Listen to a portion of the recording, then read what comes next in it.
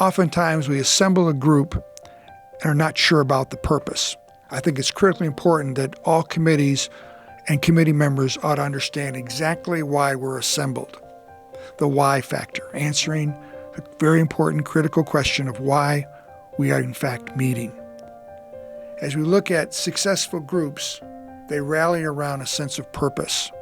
Think about the committees that you've been on or the group work that you've been asked to do. I would bet that everyone understanding why they're assembled, why they're taking time to put energy in a particular task or activity, they understand the purpose. And if they don't, that might be the reason why people come late, don't attend, or when they do attend a meeting, they're disengaged. So my first point in terms of effective committee work is to make sure everyone understands why we actually are meeting and don't assume that they know. Before every university committee meeting with a student group or a faculty group, I would start off by sharing why we're present, why we're taking time to assemble. And I would repeat it at the end of every single meeting. My next helpful hint would be to pick a time that makes sense to the group. Now, that means the rhythm of the campus, the rhythm of your organization has to be critical. At one time, we would schedule lots of activities around our basketball schedule. Well, now it's football. Football is very important to our environment. But I want to make sure that I have events scheduled or committee meetings or public events before a football game, not after. I'm not interested in being nice after a football loss.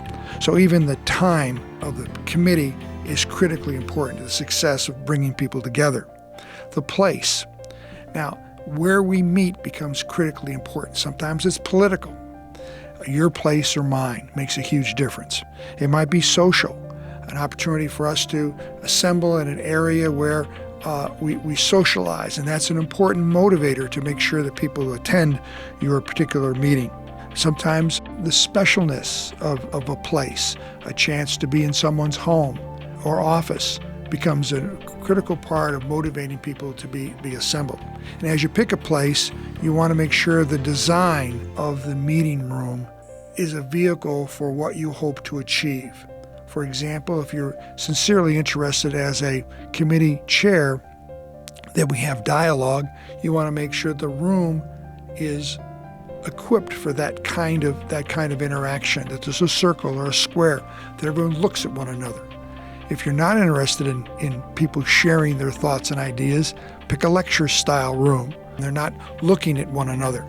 It makes conversation very, very difficult. Once again, if you want to motivate those individuals that are present to participate, pick a room and assemble that room, organize that room in a way where it facilitates conversation. Today we're doing a lot on Zoom or different formats to bring people together through the internet.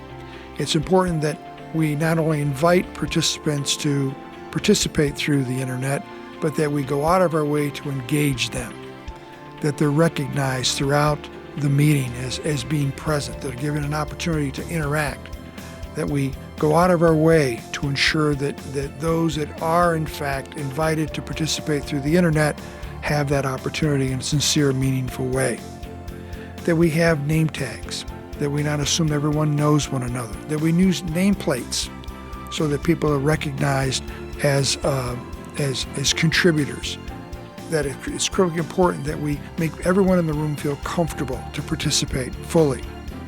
As a leader, we put out an agenda, and if there's going to be material that needs to be responded to, that's given out well in advance, that we don't surprise people, that there may be an opportunity for training. For example, when we bring students or faculty leaders together to learn about the university budget, we actually had training programs, training sessions for them to learn about how the university is funded. If we're going to bring people together in a committee format as equal partners, well, there has to be an educational program to make sure everyone is brought up to speed. And that does take time in terms of process.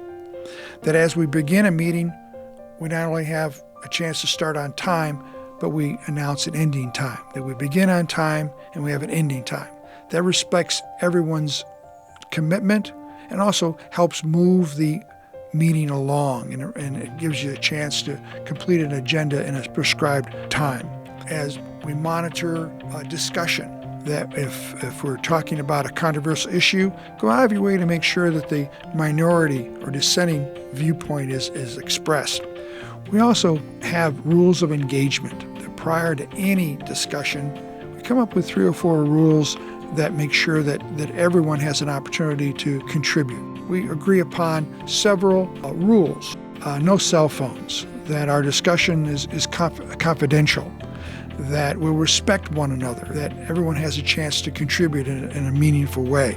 We'll decide whether we're going to vote or not vote on issues, that we're going to have an opportunity to discuss openly and move toward a general consensus. Those are helpful rules of engagement to discuss how we're going to be respectful for one another. Committee work can be critically important as we bring people together and develop ownership. And it does take organization. It does take time and energy for us to structure a meaningful engagement. My pet peeve, oftentimes, I've seen it happen at all levels within my work, where we finally get people in a room, and the first item on a committee chair's agenda is, well, when are we going to meet again? Well, I'm not sure I understand why we're here.